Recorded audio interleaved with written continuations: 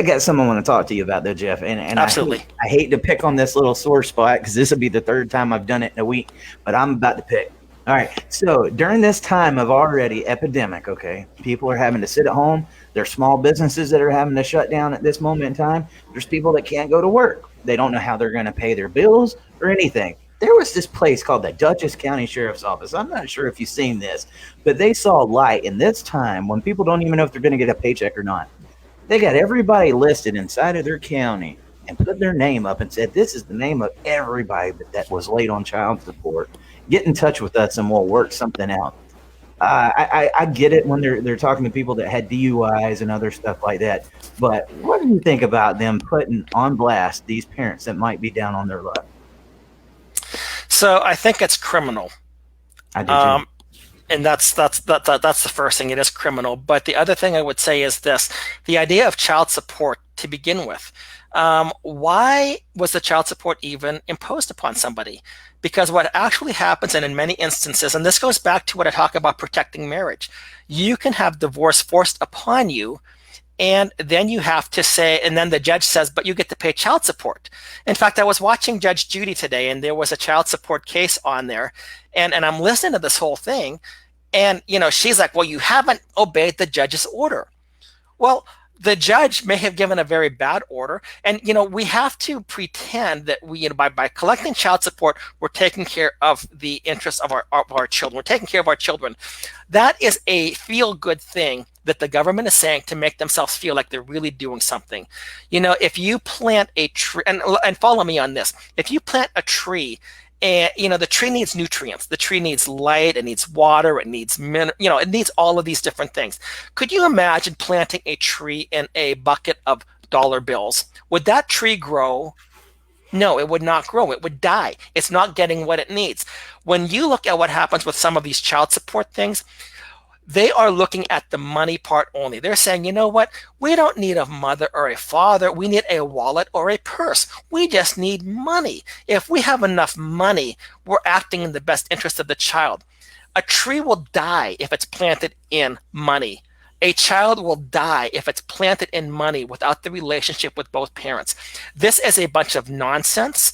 And in many instances where divorce is forced upon a person, it is the government stealing money from the innocent spouse. They're re-victimizing the victim. And that's where I've said a lot of these injustices to me come back to the issue of divorce.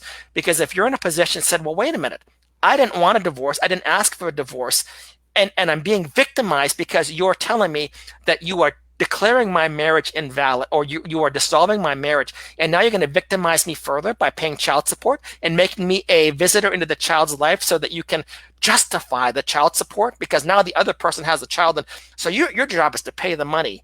This is the re-victimization of the victim, and the state does this on a continual basis, and nobody says a thing. And in fact, and I'm going to say, Democrat, Republicans, by and large, they all are terrible. I've met some people that are good on the issue, but by and large, we need to have the child support.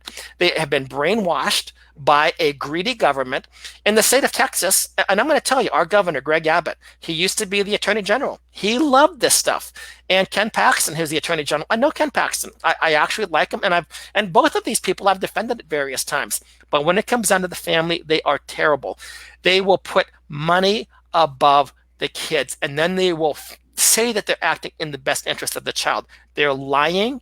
And that's really all I've got to say about that. It's, our friend Josh Jaros, for example. Josh was an outstanding father. You mentioned him at the beginning of the show here. I talked with Josh today. He just got out the other day, and I just talked with Josh. Josh was on the verge of bankruptcy, and they threw him in jail for 6 months. And here's the deal in the state of Texas. In our Constitution, it says that no person shall be imprisoned for debt. Debtors' prisons are illegal. They threw him in jail for 6 months because of a debt. That's the they call it contempt of court. They're lying. This whole thing is lies based upon fraud. And Josh, who loved his kids, and his kids loved him, an outstanding father. Some people thought he was like the father of the year, in many ways to his children. And they threw him in jail with criminals. And somehow this is acting in the best interest of the child. They are lying. They're full of it. And like I said, it's an atrocious system. It is, and I've said it many times, and I'll say it again. Parents are not paychecks, and paychecks don't make parents. You don't judge who I am as a parent by how much I can give. The fact that you're basing it on a percentage of somebody's income and not what the child needs shows you where the intentions lay in the first place. A lot of people have been coming lately because we've been making those little short videos about shared parenting and different stuff. They're like, I don't believe in that because it protects a deadbeat. 50-50 does not protect a deadbeat, because the deadbeat, most of the time, he doesn't want nothing to do with his child. And he's not going to do it even if he gets 50-50. What 50-50 protects is that parent that's doing everything they can to be inside of that child's life. And it protects against the other deadbeats that are keeping them away from their children. There's two different deadbeats there. But that was just sickening. It was disgusting. And I'm going to keep calling it out because they deserve it. Shay Bergsky said, child support based on income is discrimination. They do not tell married families how much money they have to spend, nor do they tell them that a child wants must be met. I agree with everything you are saying, Jeff. Yeah, man, it's hard times we're living in, and that's why it's